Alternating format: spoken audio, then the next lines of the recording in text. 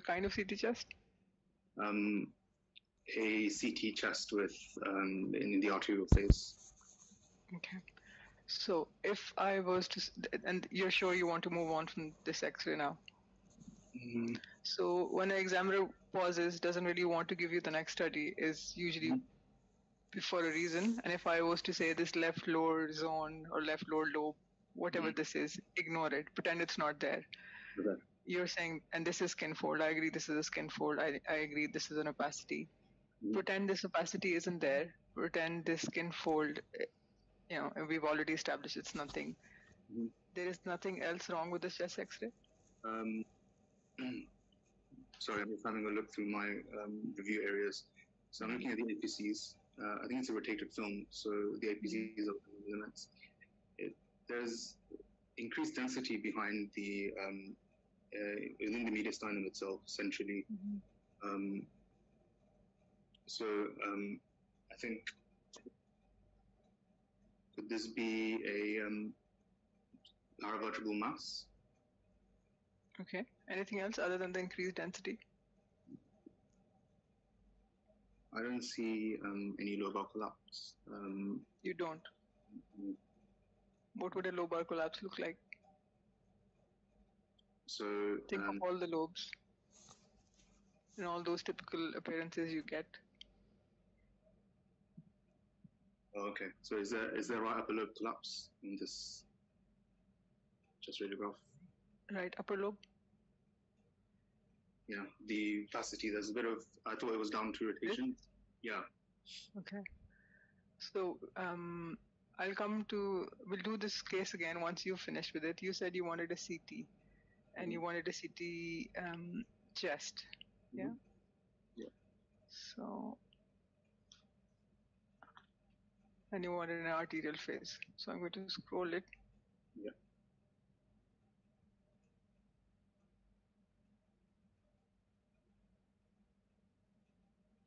Okay. I'm going to give you a lung window as well.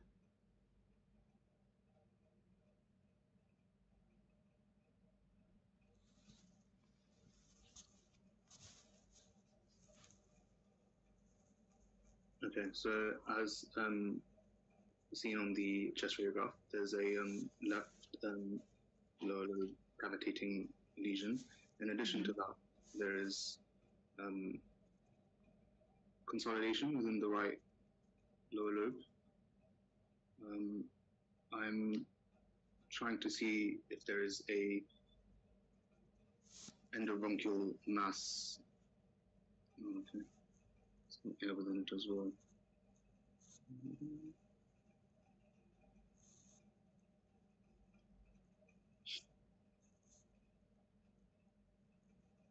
So we have spent a little over 7 to 8 minutes, and this is the point where the examiner will start rushing you to get a call out of you and next steps. So give me your conclusion of it, and then I'll go through the case again. Okay, so in summary, I would say that this is a right lower lobe consolidation with a cavitating lesion in the left lower lobe. What do you think is the diagnosis? Diagnosis of which could be malignancy. That would be my top control, given the patient presented with hemoptysis and given the consolidation in the lesion. And what would be the next step? So in this situation, I would alert the oncology team and refer for a radio oncology MDT. Okay. So, and anything else you want to do imaging wise? We've only covered the chest, so you would want to do an abdomen pelvis. Yeah. Okay. So we'll park this case here. I'll give you a couple of more, and in the end of your half an hour, we'll go through the cases one by one. Is that okay? Yeah, that's fine. Okay. So let's go to the next one.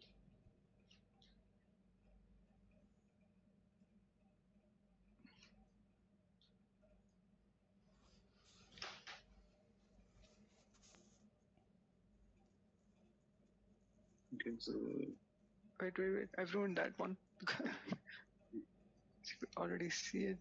Yeah, this one. Okay. yeah, okay. So this is a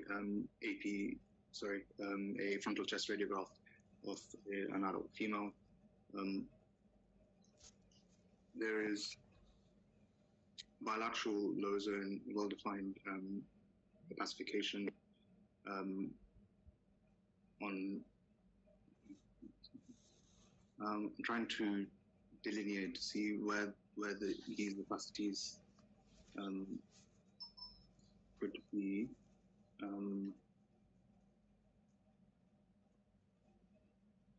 Okay, I think these are breast implants. Yeah. Yeah. Okay. So moving on from that, there is a nodule within the right midzone. Yeah. It's quite well defined. Is it? Yeah, I can put a border around it. Just a moment. Okay. What next? Yeah. No pleural effusions or collections. Is there a left fourth rib fracture? Can't This see. one? Yeah. No. No. Okay. And the APCs are clear. Don't see anything retrocardiac. Nothing below the diaphragm. And no pneumothorax. So could I possibly know the history of the patient, presenting history? Yeah, weight loss. Okay. So given that the patient is presented with weight loss, the right middle zone nodule or lung mass is concerning for a malignancy. What's the difference between a mass and a nodule? A nodule is smaller than a mass. So how small? Is a nodule, what's the cutoff? Is a mass more than 3 centimeters? Yeah. 3 centimeters. Yeah. So is this a mass or a nodule? Sorry, this would be a nodule. Yeah. So what do we want to do next? So what I want to do next is alert the referring clinical team, refer them for a staging scan, so for CT chest, abdo-pelvis, and refer to the lung MDT. Okay. So why did the first one get a chest only and this one's getting a staging? The first one, it looked like, that's a good point actually. I should have had.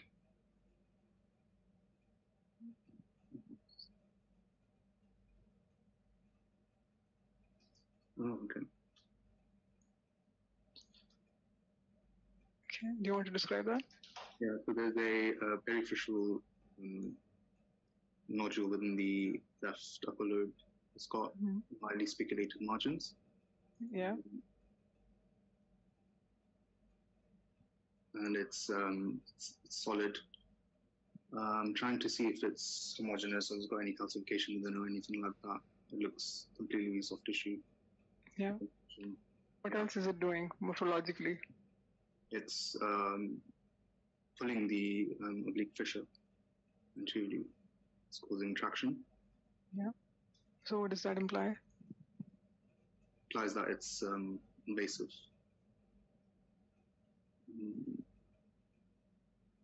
So I'm going to map it so you can find anything else. Okay. So there's the nodule within the right middle zone that I saw on the chest. This one? Yeah. So you've found two nodules, different size. Yeah. What do you want to ask? Is there an abdo-pelvis? Is there history of previous malignancy? No, there isn't. So how do you want to approach these nodules? Is there an abdo pelvis that I can have a look to see if there's another primary elsewhere? Okay, so you want to exclude a hidden primary somewhere. Yes. Okay, let's assume there isn't any. I think we've done a PET scan, and there wasn't anything. I can. Yeah, there wasn't anything. So if it's an isolated abnormality, what do you want to call it?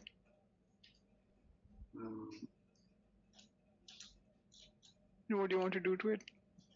I want to biopsy it because the patient's symptomatic and we don't have a definitive diagnosis. Yeah. Probably suggests that the left opacity, the left nodule is a target for biopsy, CD biopsy. So you're suspecting a lung primary, yeah? So you haven't said that word so far, primary lung malignancy. If it wasn't a lung primary, your first thought was metastatic from extrathoracic malignancy because they're bilateral. If there's no known, you're suspecting a lung primary. If they're both, either they're both primaries or one of them is a primary and the other is the MET, or he has something in the head, or it's a melanoma or something weird and wonderful. So, like I said, we'll come back to it at the end. I will give you a third one. I think we can squeeze in one more.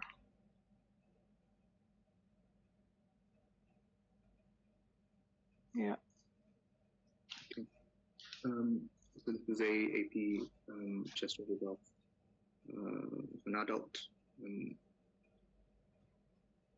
can see that there is a increased opacity within the superior mediastinum, suggestive of an anterior mediastinal mass. Why anterior? Because I can see lung markings through it, so it's not in the middle mediastinum, and there's the silhouette sign between it and structures in the posterior mediastinum. So by exclusion, I would say that this is the anterior mediastinum.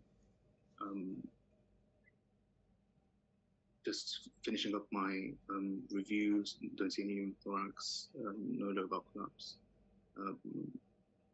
no pleural effusion, nothing below the diaphragm. I don't see any destructive bony lesions. So, what's the history? History is weight loss and night sweats. How old is the patient? 45. Okay, so in a patient with weight loss and night sweats, 45 years old, I think my top differential for these appearances would be lymphoma. Other differentials which are less likely would include thymic malignancy. What else?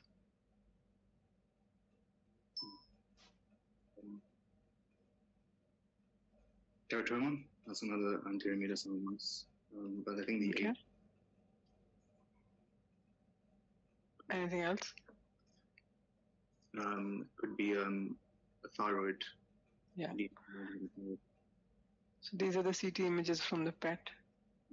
I don't have a contrast CT for some reason. So it, yeah. Yeah, so there is an anterior mediastinal mass. It looks homogeneous, and I can see that it's showing intense avidity. Next steps would be a biopsy to confirm diagnosis of lymphoma, which is what this is most likely to be. Okay. Okay, so let's go back. Let's do this one first because while we're fresh on it. Yeah. Do you mind me asking if you work in the NHS in the UK? Yeah, I do work in the UK. Okay, so let me bring up the first one, and I'll pretend I'm you. So I'm trying to figure out the X-ray while I'm doing it, and I'll tell you how to approach it as you're thinking, because that's the first problem we have is straight away we don't know what it is and we're thinking and we're speaking at the same time because we don't want that awkward silence. And it's very important to say what we're thinking, because that thinking process, if it's correct, even if your diagnosis is wrong, gets you a pass. So if you describe what you see appropriately and you're thinking in a logical manner, even if you get to the wrong answer, it's still a pass rather than saying, magically the right diagnosis, but your approach was all wrong. Nobody's going to pass you for that. So this first one, you saw that straight away. You saw there was something in it straight away. You got distracted by this. This is exactly why I put that on. It happens every single time. And the elephant in the room you missed.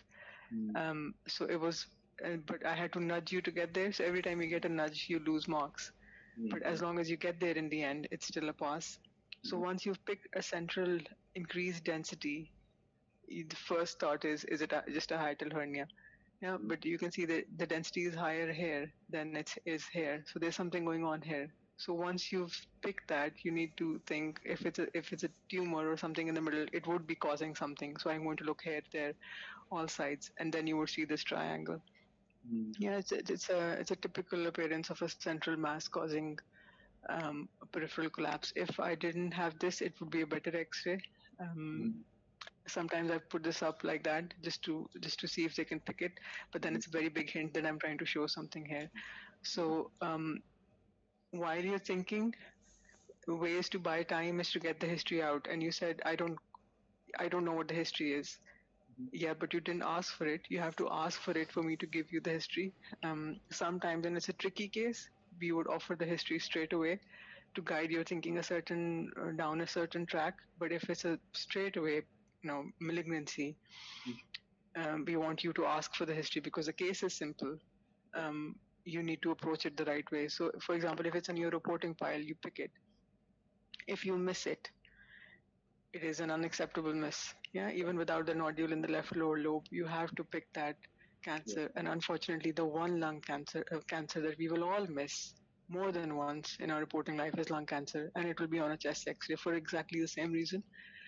Incidental lung cancers are picked way more than cancers from two equate pathways because of how much there is and how late they present. So when I want you to approach this X-ray, I want you to pick all the abnormalities and start defining them. Because in the mediastinal one, you knew all the answers, but I had to ask you why for you to offer that information. You have to give me those points that you're checking through in your mind because I don't know what's in your mind. I don't know what you know till you um, say it. So if I have to ask you why, you've already lost a mark.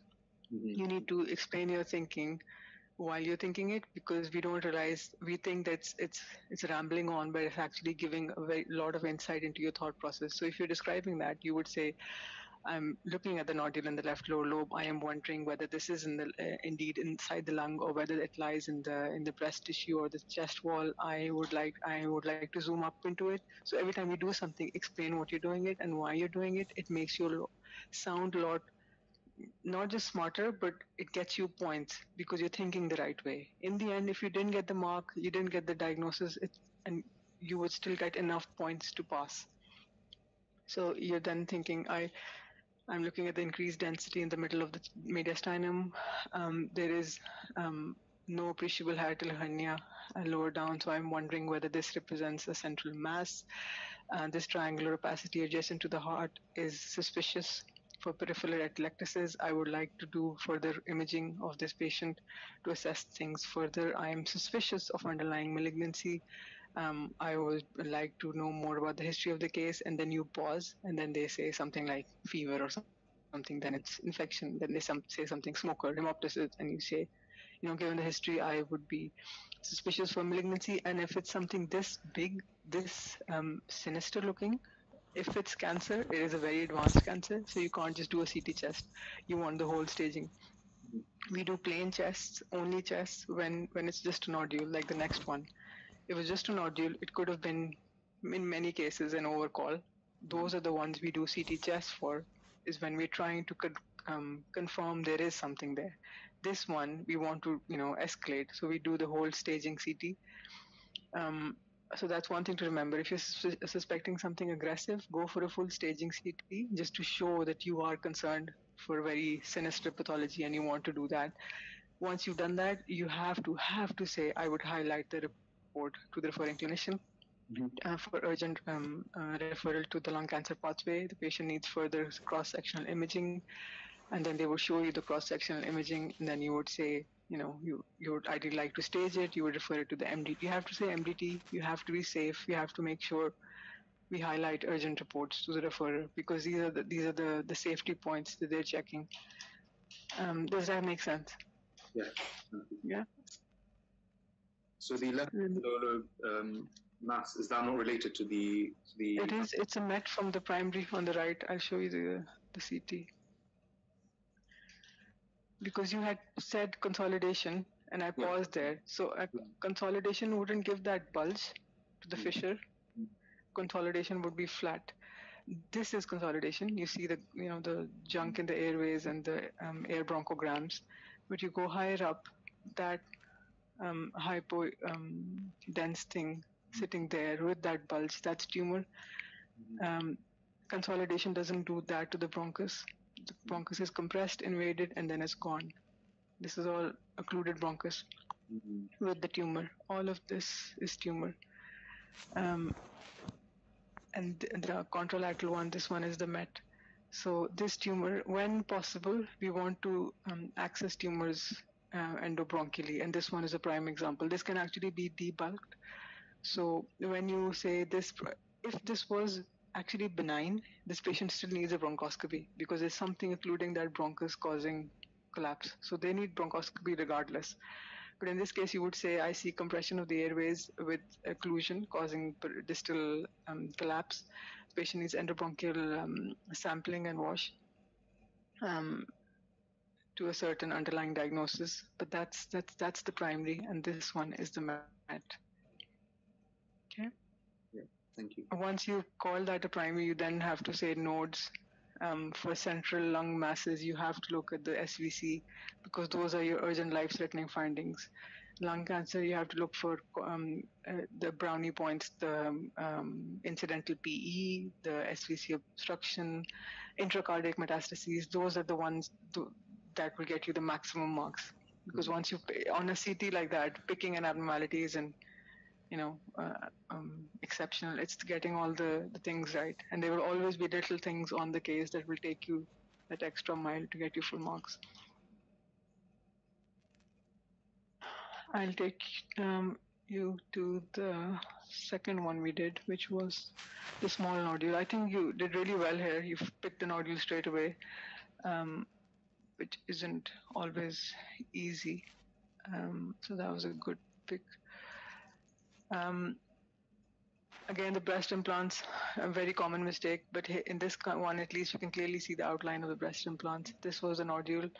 I think this was picked originally as well on the thing, but the CT gets confusing because the nodule's on the right. So that's the nodule you're looking at. And this, you didn't even see on this X-ray. Even if you go back, I still can't see it. So the bigger cancer was actually hidden.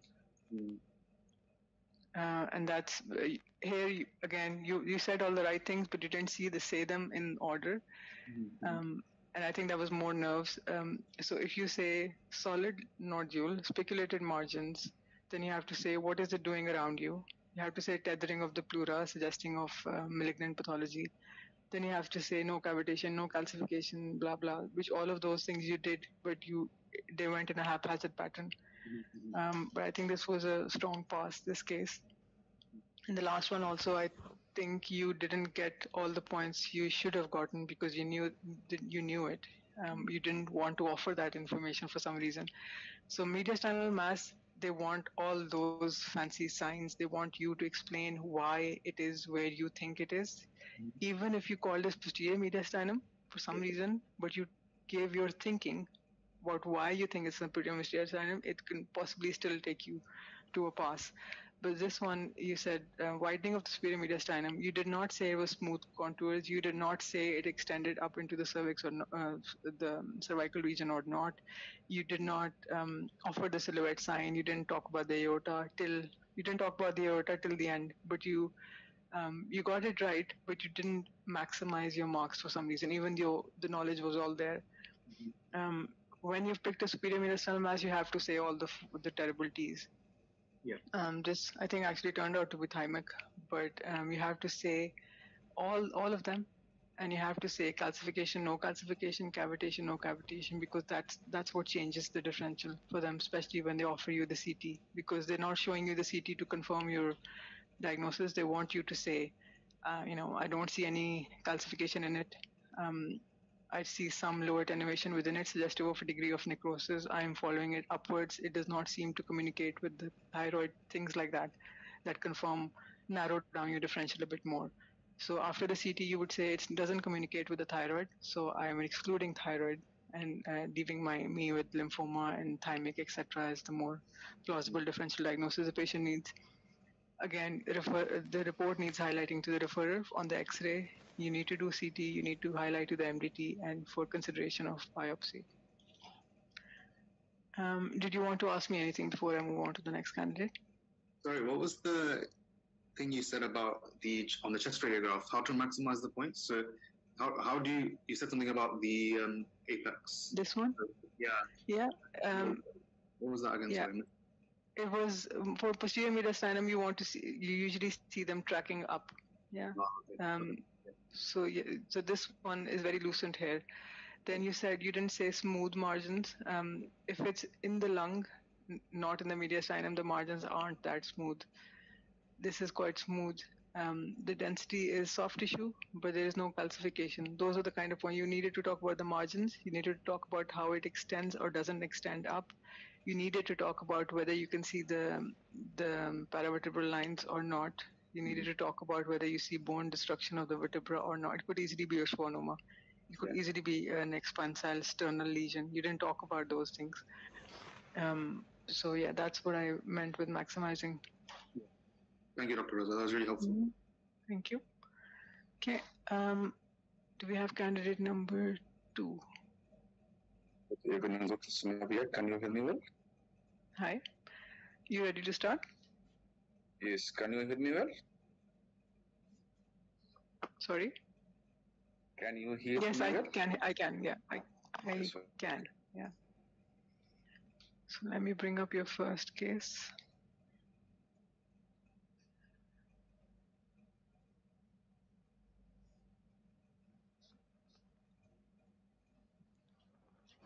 Okay. Can you see the screen? Yes. Okay, have a go. I am presenting with plain X-ray front view of the abdomen. From the first instant, I can pick two abnormalities. The first thing is bilateral hip prosthesis. The second one is dilatation of the bowel. I can see that the bowel is dilated at the center of the abdomen, and on the right side of the colon. However, I cannot detect any gases within the rectum. I cannot detect free air in the abdomen. I can not detect any hernial orifices. However, in the left side, there may be a bit translucency here.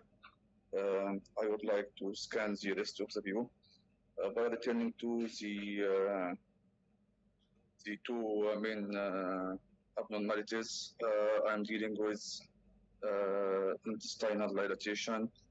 This not likely to be large bowel dilatation with no signs of perforation and bilateral hip prosthesis. In my routine practice, I would like to review the history of the patient to see if there is any history of ulcerative colitis, any history of indication of steroid therapy.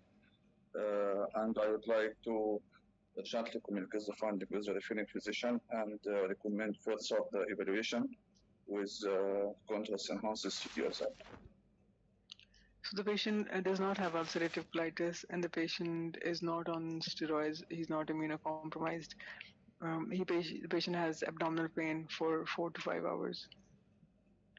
Yes, You said you wanted to do a CT yes, contrast enhanced CT, yes. to look for? To assess the cause of the intestinal obstruction. Why do you think there's an intestinal obstruction? I can see that there is dilatation of the bowel. There may be obstruction. I can see that there is interruption of the air within the distal colon. So this may be due to bowel dilatation, and I would like to evaluate the cause of this dilatation. Okay, before I give you the CT, the examiner would likely push you a little harder on the X-ray before they give you the CT to get a more specific diagnosis out of you. So you said there is dilatation of the large bowel. Any specific part of the large bowel that is dilated?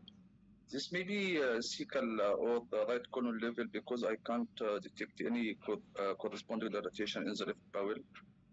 And there is dilatation in the right bowel. So I am afraid here the level of obstruction can be on the level of the right colon. So a level of cecum. You think this dilated loop is cecum? Which one? This one, this big one. No. Or this one? This one may be the right colon. Okay. So if the right colon is dilated, would the obstruction be distal to the right colon or proximal? If the right colon is dilated, so the obstruction will be on the level distal to this site of obstruction. Yeah. So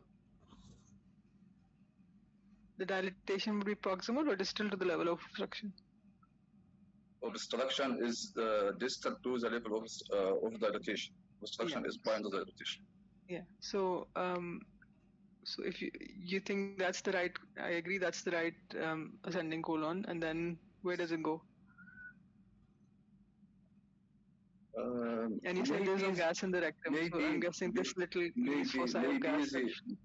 Maybe the large, the distended bowel in the center of the abdomen corresponds to the transverse colon, because I can see, I don't know if you can see my pointer or not, but I can see it approaching the course of the left of the transverse colon and traversing in the left paraspinal region. This may be corresponding dilatation in the right colon and in the transverse colon too. Okay, so I'll move on to the CT and then I'll come back to the X-ray to explain more. Do you want the soft tissue, this window, or do you want the which window would you like? Okay, I will start with the soft tissue window, then I may modulate it. Yes, okay. I may modulate it. You will take the control by yourself, or can I take the control? I don't think you can take the control for some reason. Okay, yeah. Okay. Let me play with it. I am providing with contrast enhanced CT of the abdomen. From the first instant, I can see that there is dilatation in the colon, in the level corresponding to the X-ray. I'm trying to approaching the level of obstruction and to confirm the cause. You can see that the distal bowel, again the left colon is here. I can see that there is interruption of the dilatation.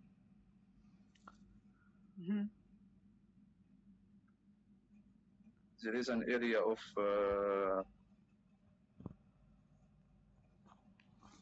narrowing in the bowel, but it's a little too rapid. Okay, let's go back to the abdominal X-ray. So yes. I'll point to specific loops, and I want you to guess which one they are. This is What colon is this? Right. Right ascending colon, yeah. Yes. So this loop that's a bit transverse. This one that's going that way. What is that? I think this can be the distal ileum, or yes, this is the distal ileum. So how would you differentiate small bowel from large bowel? Small bowel is more in central location with the pattern is it has valvular convergence, and the colon has haustration and more peripheral bowel. So is this But illustration? sorry, This one? Do you think you see the same pattern that you see in the central loop as well as this one? If I was to say this is the ascending colon, then it dips down, and this is the transverse, and then this is the descending. What is this structure then? You mean the central one, which is The central U-shaped inverted yes. U is what? Yes, this may be due to sigmoid, may be sigmoid obstruction, sigmoid volvulus. Okay. So what would a sigmoid volvulus look like? Does it check all the... Describe a sigmoid volvulus. What it typically looks like. Inverted U shaped coffee bean appearance, interruption of the bowel in the rectum with pelvic conversions sign. This is the signs of sigmoid volvulus. Okay. So I would ask again that you follow the rectum up. This is the descending going up, ascending going down. This is the transverse. So all this feces filled Yes. is the large bowel, and then there's this loop, dilated loop that goes all the way up, turns on itself, goes all the way down. Does that confirm your sigmoid volvulus? I just want to see the corona to confirm. Okay.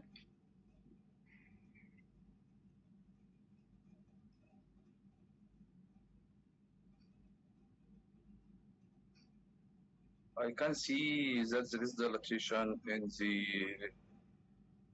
colon in inverted U shape. Yes, this can be due to sigmoid volvulus.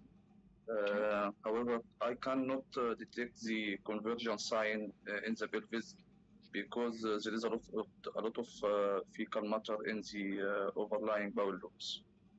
Okay, understandable. Let's move on to the next one.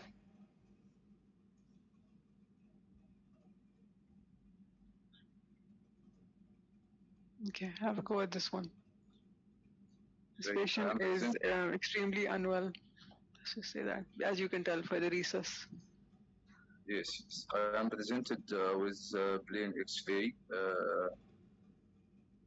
of an unwell patient, skeletal mature patient. From the first look, I can see that there are two opacities seen in both lung fields. The large one is seen on the right lung field in the mid-zone level. I can not see any cavitation within. The other one is seen in the left lung field in lower zonal and more peripheral distribution. We cannot detect any gas in the lower recess, no pneumothorax. So I am dealing here with a case of bilateral lung opacities. The differential diagnosis of such distribution and sign and appearance can include airspace disease. One possibility may be lung pulmonary edema. However, the typical pathogenic appearance isn't presented here. This can be multifocal pneumonic changes. This can be pulmonary hemorrhage if the patient has history of collagen disease or abnormality in bleeding tendency, like abnormality like bleeding tendency. So I would like to review the clinical history of the patient and see if there is previous X-rays was done to compare the course of the disease. I would like to communicate the finding with the referring physician and ask for further CT for more characterization. So you mentioned bilateral lesions, and you meant Yes. this one, and you meant this one? I can't, I don't know if you can see my pointer, but there is a I large can't. one on the right, yes, and Yeah. another one in the left hemisthorax, in more peripheral distribution, and more in the lower zone. Okay. Okay.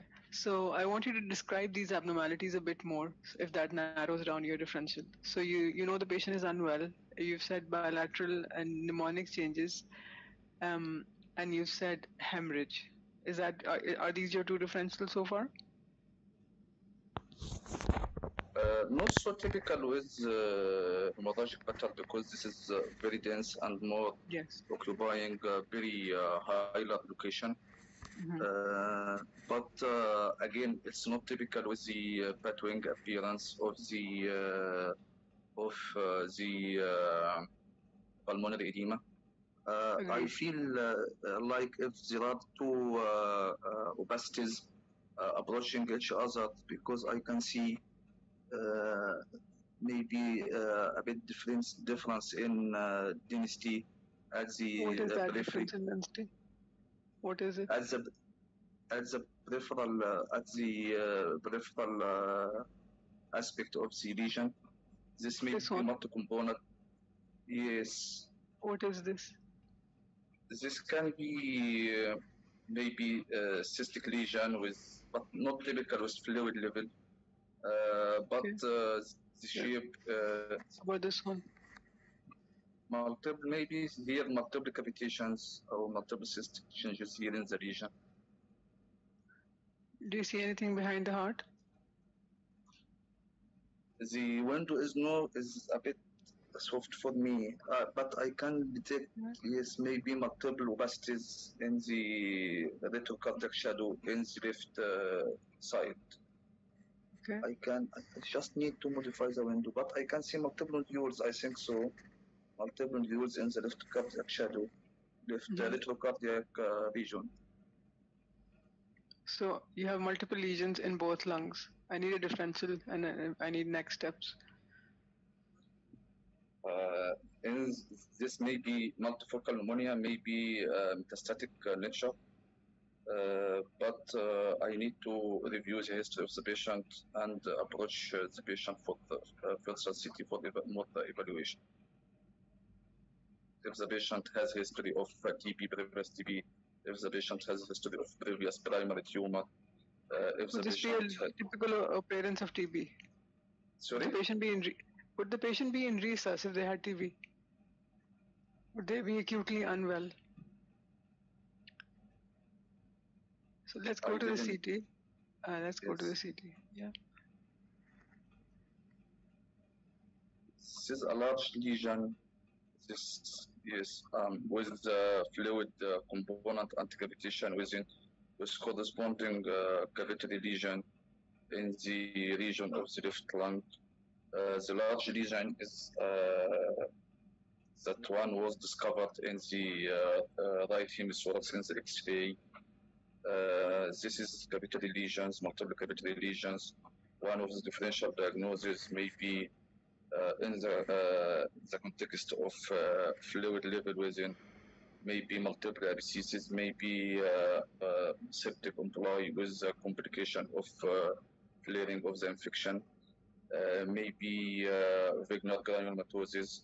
However, the typical course of vaginal doesn't go aggressive like this.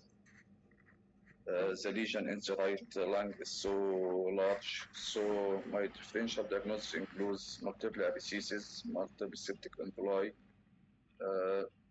Maybe the patient has history, not typical with TB, not typical, because fluid levels are seen in many of the lesions. Okay. Hydatid cyst may be one, but not typical because I can't see the water lily sign in the lesions. Maybe Okay. necrotizing Anything else in pneumonia. anything else in the lung, in the CT? I can see that there is opacity in the left lung. That one that you were scrolling over. I just want to exclude that there is any communication with the abdominal cavity. This can be pleural effusion. This is away from the spleen and the kidney. So this one is pleural effusion. Mm-hmm. I just want to detect if there is pleural splitted sign or not. In my opinion, it doesn't pick so much with pleural splitted sign. So this is pleural effusion with multiple cavitary lesions in the lung. The initial diagnosis may be multifocal pneumonia, multiple lung abscesses, multiple septic emboli with clearing of inflammation in the lung. What? So this large lesion, is this a empyema or is this a lung abscess? In my opinion, the angle between the lung is acute. I just want to see the coronal to confirm. Okay.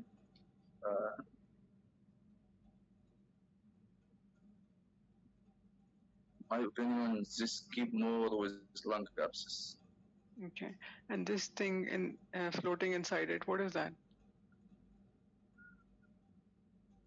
This may be pus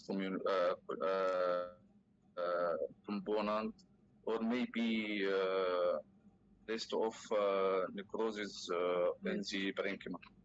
Okay. So you have multiple lung abscesses, bilateral, air fluid level, and thin walled. You didn't mention the wall. And you said there was a pleural effusion, and rightfully so. You said it doesn't look like an empyema. So you consider TB. All of the lesion is second and irregular.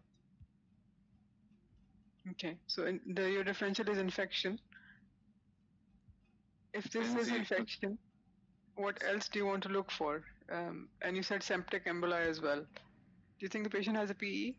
Yes or no? In the level of the right lower pulmonary artery, I can see filling defect. Mm-hmm. I want to trace the rest of the pulmonary vasculature, but I can't detect evidence of septic emboli here in the septic history of embolism in the right lower lung. This right. Okay. If you had to ask one question about the history of the patient, what would you ask? Drug abuse. Yes. So if I say yes, he is a drug abuser, where else do you want to look? I just want to check the heart to see if there is any endocarditis or septic emboli within the heart. So would you see endocarditis on a non-gated CT? Probably I am not accustomed. I am not accustomed. To be honest, I am not accustomed to evaluate endocarditis in the CT. But I can see that there is. I can see that there is irregularities in the wall and the septum of the heart. However, I am not. So what's the test of choice to look for endocarditis? I think echo to see the vegetations. Yes. And yes. So yeah, you picked the abnormality straight away, but I think your mind kept going back to TB for some reason again and again. If you don't see the tree in bud, then you need the scarring. If the only way this can be TB is if this was old TB and the patient had dead space, and that I got think secondary in infection the with. city, I told that I mentioned that the TB is less likely. I think Hmm. so. In the city, Yeah. So well done. So there were extra points in there for PE, and then mentioning that this was thin wall and you were not suspicious for cancer. Patient history, and you would recommend further, depending on patient symptoms, echo may be helpful to look for any cardiac abnormality. Um, let's do one more.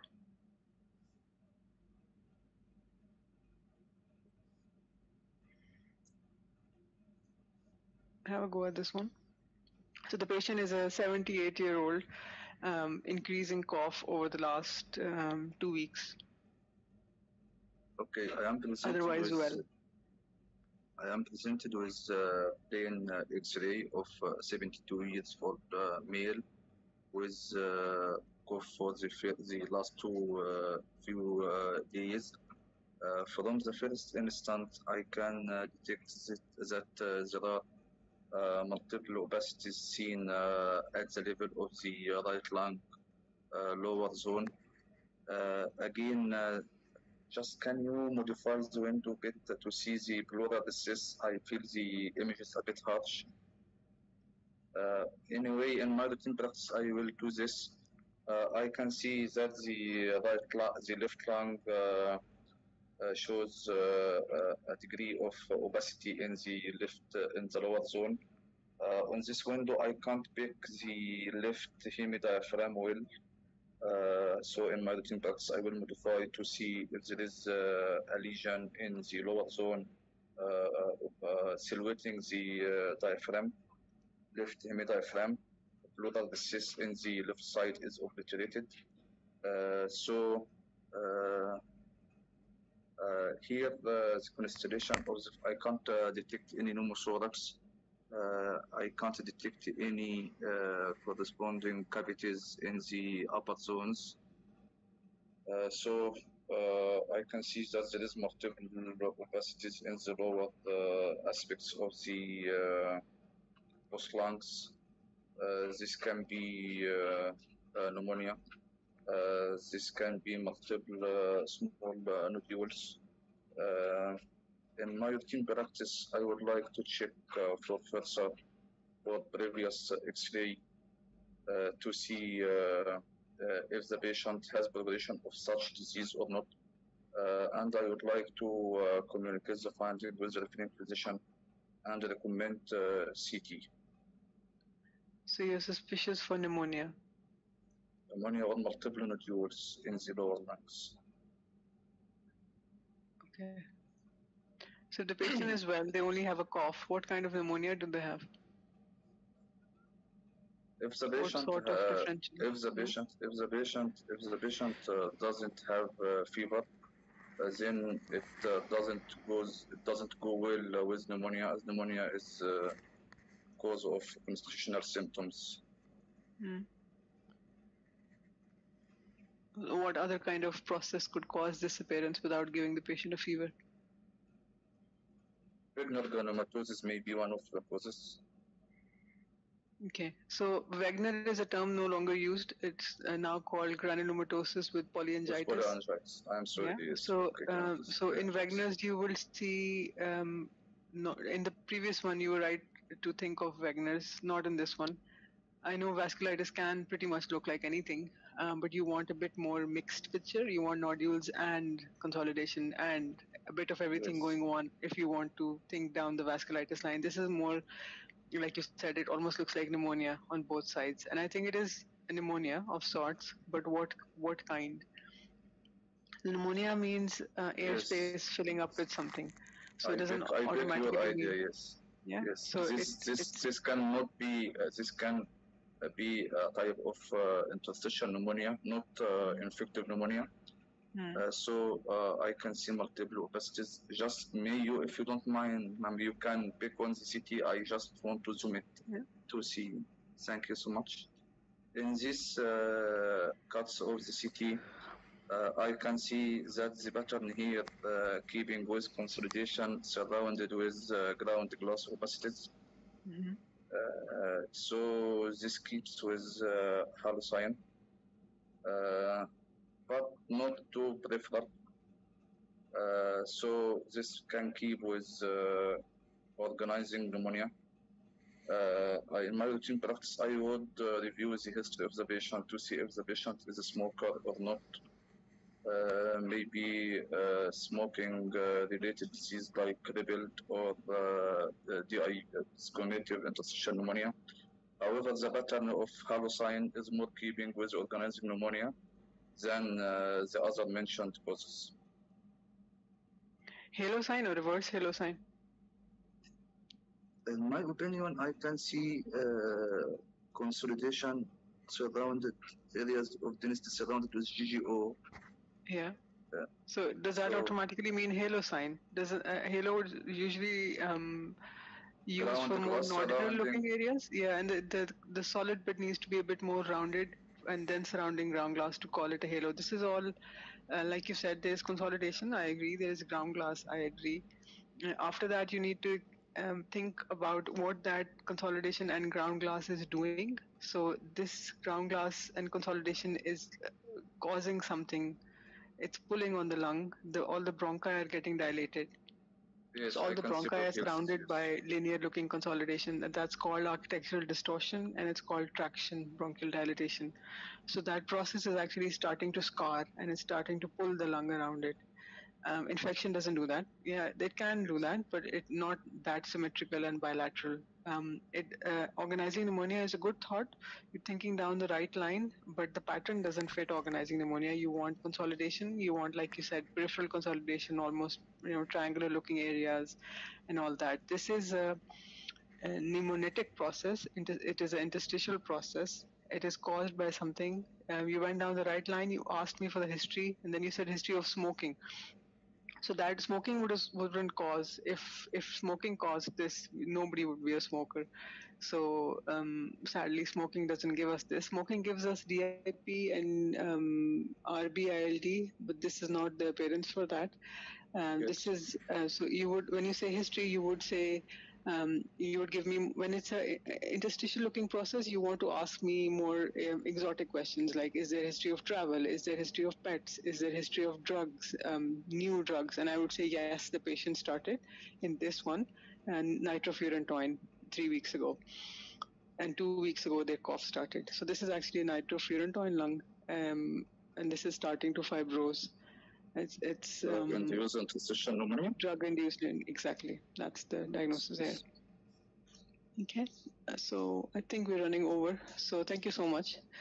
Let's move on to candidate number 3. I didn't get the feedback of the first case. What was the diagnosis? Yeah. It was volvulus. You were there. Yeah. It was just my mute. Yeah, you were right. But it took a while for you to get the loop right. Okay. Thank you so much. Yeah, thank you. Do we have candidate number 3 with us? Yes, ma'am. Okay. I'm going to give you a chest X-ray again.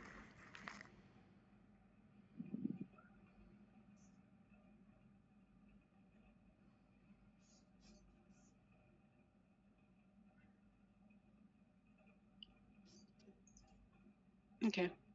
This is a routine clinic chest X-ray. A patient who's come in for follow-up. This is a frontal radiograph of the chest of a mature skeleton.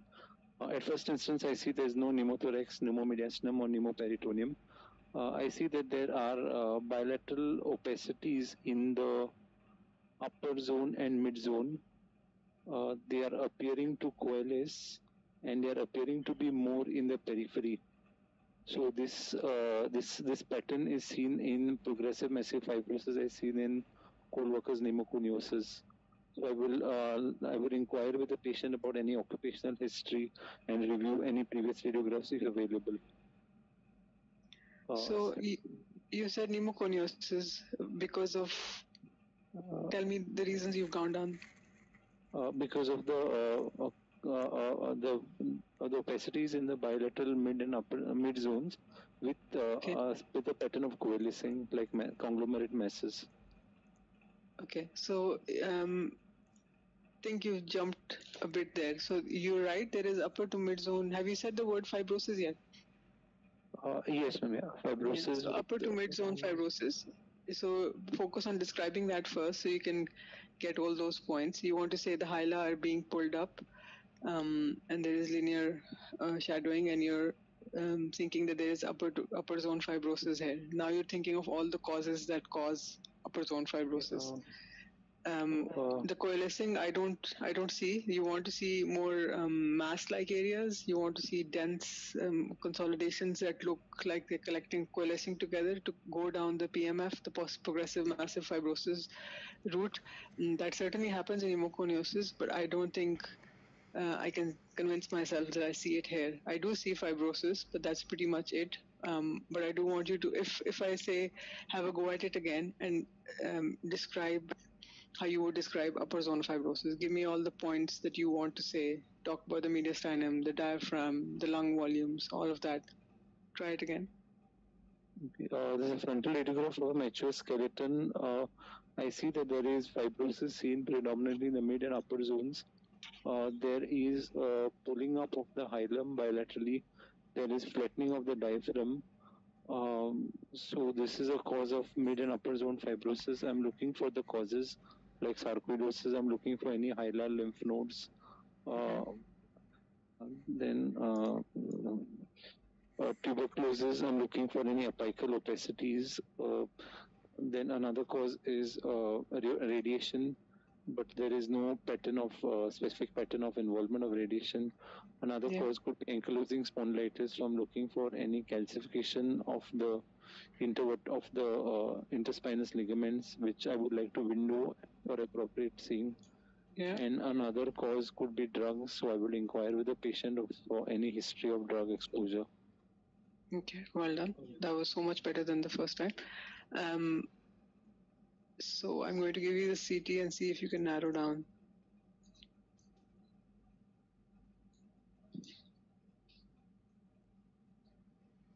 This is a high resolution CT thorax showing the bilateral mid and upper zone fibrotic changes, which are showing honeycombing changes.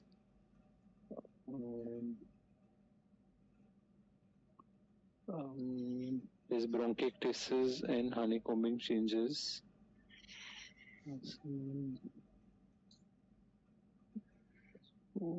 So when you want to say the bronchi are dilated in the context of fibrotic lung disease, you don't say bronchiectasis, because when you say bronchiectasis, it means primary bronchiectasis. So you want to say traction bronchial dilatation every time, yeah?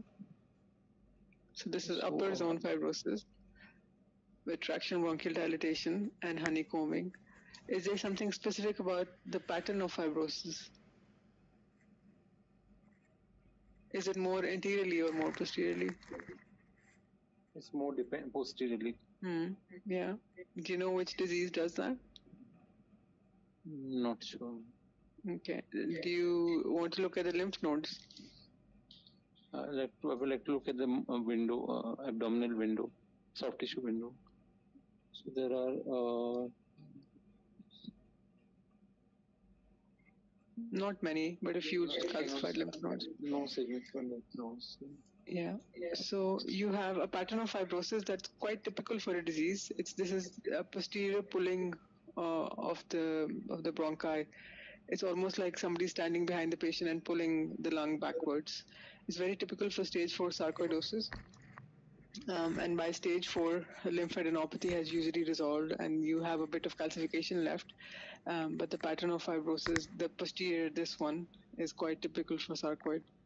And if you see that, the expectation would be to think down the sarcoidosis route pretty quickly. And then the next question will be, what stage of sarcoidosis is this? And then, do you know the stages of sarcoidosis? Can you tell me the stages of etc., which I'm sure you do. So that's that one done. I'm going to move on to the next one. I'm going to try giving you a harder one, see how you do.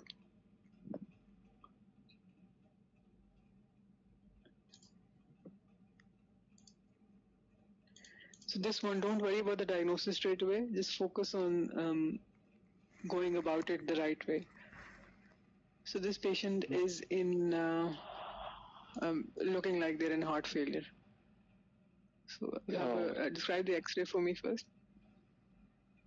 This is a frontal radiograph of the chest of a patient who is in heart failure. I see that there's no pneumothorax, pneumomediastinum, or pneumoperitoneum. I see there are multiple external leads and midline sternotomy sutures are seen. Then looking at the lung fields, there are vascular markings. There is cardiomegaly. There is unfolded aorta. Looking at the bones are normal. And pleural effusion? There is some haziness in the right lower zone, which could be due to effusion, which is tracking along the lateral chest wall. Cardiomegaly. So, with congestion. Yes, I think so it's a typical heart failure chest X-ray. I just wanted to go through it with you to see how you approach a chest X-ray. So when you start with the chest X-ray, take a few seconds, pause about 5-10 seconds to take in all of it, and then have a little paragraph ready before you start. So this one you see straight away there is a typical heart failure chest X-ray. So when you describe it, start from the lungs, start from the most obvious abnormality, and then don't start with the pneumothorax, pneumomediastinum bit, because that may be a thing you do in rapids maybe, but not in a Viva description. Don't start with that straight away.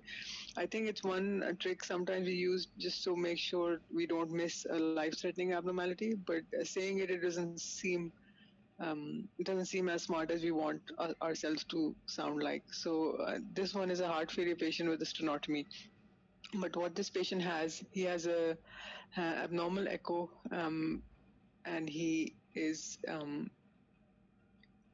deteriorating quite quickly. He has a previous heart surgery for a aortic valve replacement.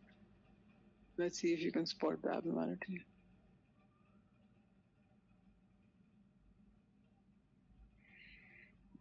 I'm going to slow it down a little bit.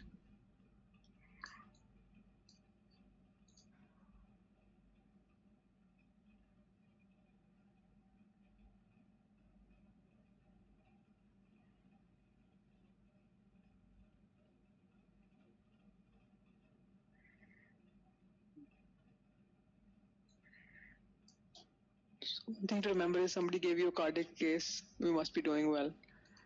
And I'm going to give you another reformat to see how you do with that. So as told you, the patient has a aortic valve replacement, and the patient has an abnormal echo and is in heart failure. You see the heart failure changes with a bit of pleural effusion and some septal thickening. So focus on the heart. There is left ventricular hypertrophy.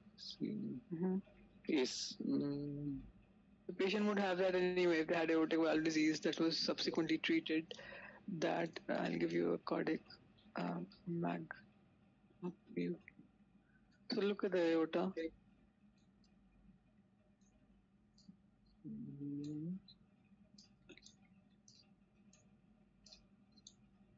Look at this view.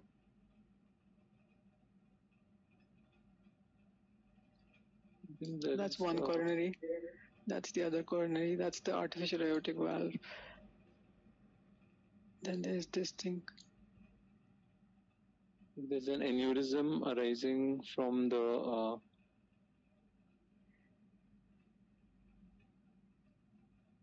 what's this?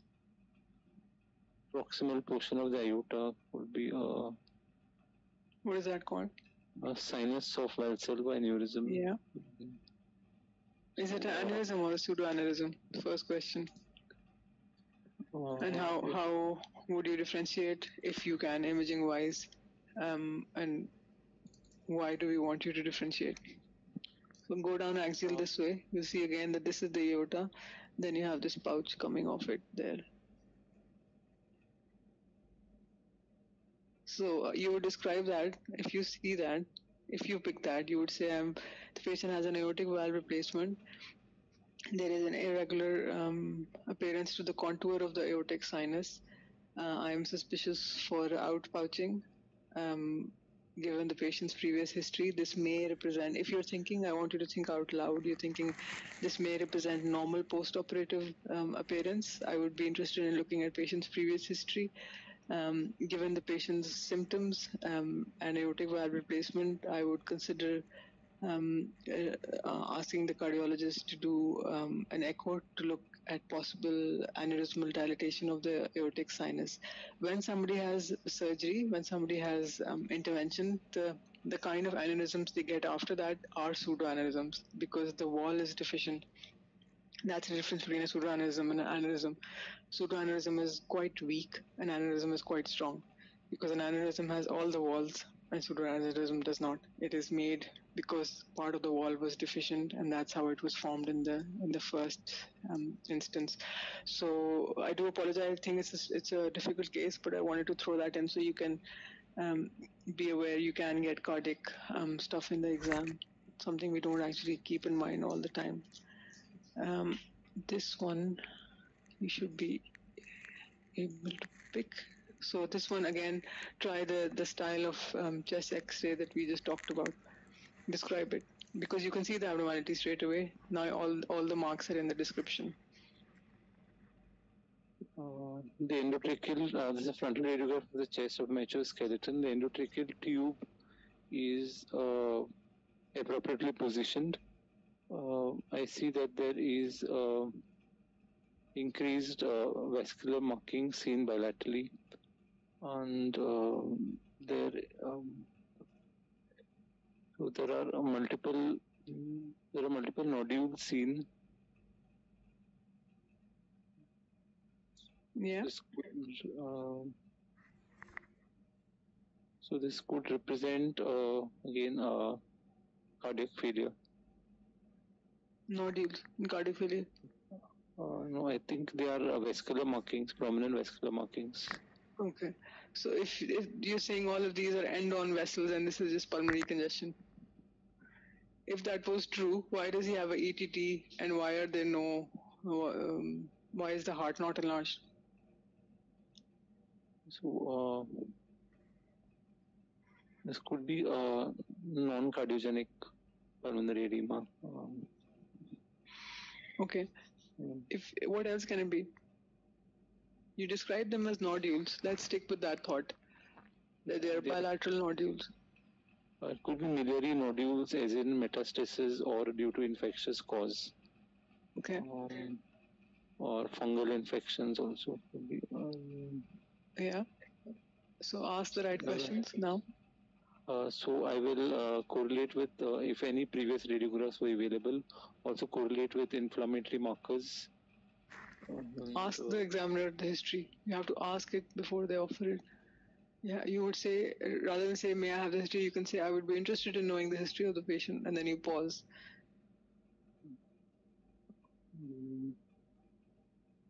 And I would say, immunocompromised. So this could represent fungal infection, so pneumocystis carinii pneumonia. Sorry, this could be miliary tuberculosis in an immunocompromised patient. Mm-hmm. What do you want to do next? I would like to do a sputum AFP culture to confirm my findings. I don't have a sputum. Okay. I will also do an HRCT of the thorax. Okay. On this HRCT of the thorax, I see that there are multiple ground glass nodules seen in bilateral lung fields. And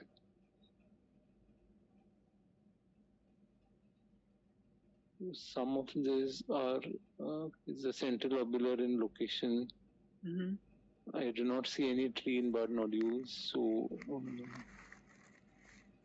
this could be an endobronchial pathology such as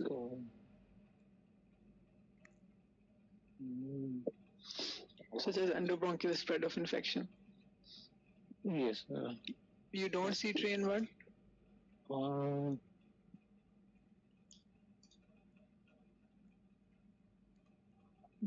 Cannot. Okay, yes, there are some. Yeah. There are some tree-in-bud opacities and central lobular also. So this would, in an immunocompromised patient, this supports my diagnosis of Mycobacterium tuberculosis. Okay. And is that a reportable disease in terms of infection? Do you need to highlight that? Yeah. I will immediately communicate these findings to this referring clinician, as the patient needs to be isolated till the anti-tubercular treatment is started, as the patient will be communicable in the interim. Okay, perfect.